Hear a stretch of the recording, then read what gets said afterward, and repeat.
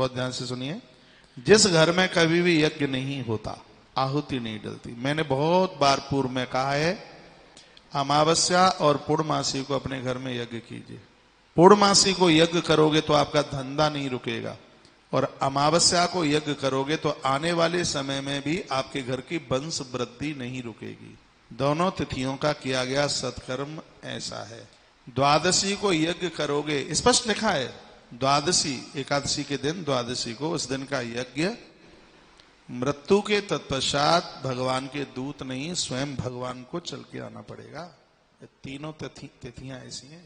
भगवान शंकर कहते हैं जप होमादिकम नास्ति, जिस घर में कभी हवन यज्ञ नहीं होता, भगवान का नामोच्चारण नहीं होता, हे भवानी उस घर में इन भूतों को जगह मिली है। उस घर में खलबली मचाते हैं और इंतजार करते हैं कि इस घर में किसी न किसी की मौत हो, और जब किसी की मृत्यु होती है तो सबको घेर करके आकर के भूत प्रेत आके बैठ जाते हैं। ये भूत प्रेत उस परिवार का रक्त चूसते हैं। खूब खाते पीते हुए भी उस घर के लोग मरे मराए होते हैं। स्वयं महादेव बोल रहे हैं। मानवी, देखिए ये सब बातें हैं, ये डराने के लिए नहीं है।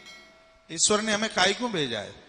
हम और आप मनुष्य बन करके आए, दुर्लभो मानसो देहो देही नाम छड़भंग, पशुओं का जीवन जीने के लिए। ये संसार का सुख खाज खुजली की तरह ये तो भेड़ बकरियां भी कर लेती हैं। बच्चों को पैदा कर देना, ये तो सूकरा और कुकरा भी एक एक दर्जन बच्चे पैदा कर देते हैं। ये कोई बहुत बड़ा सर्टिफिकेट नहीं प्राप्त कर लिया है कि बहुत बड़ा इनाम, जी हम 4 बच्चों के बाप, कोई बहुत बड़ा परमिट नहीं ले लिया। इसके ऊपर भी और कुछ है। दे धरे कर ये फल भाई, भजिय राम सब काम विहाई।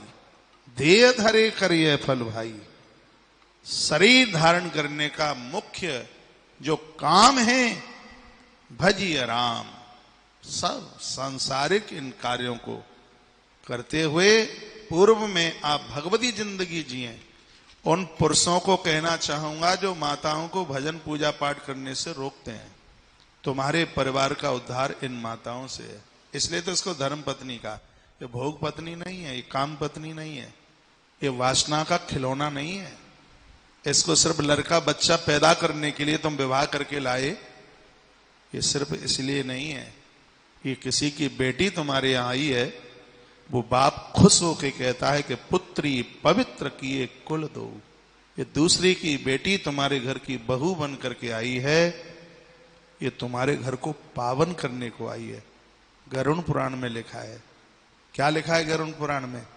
गरुड़ पुराण में लिखा है, जब उनके वंश में बच्चों की शादी होती है, पितृलोक में पुरखे उत्सव मनाते हैं, खुश होते हैं। वहां पंगत होती है, वो पूर्वज पितृलोक वहां भंडारे करते हैं। दूसरा पूछता काय की खुशी है? अरे हमारे वंश में, हमारी पीढ़ी में आज विवाह का उत्सव हो रहा है। उन्हें खुशी होती है, उन्हें प्रसन्नता होती है।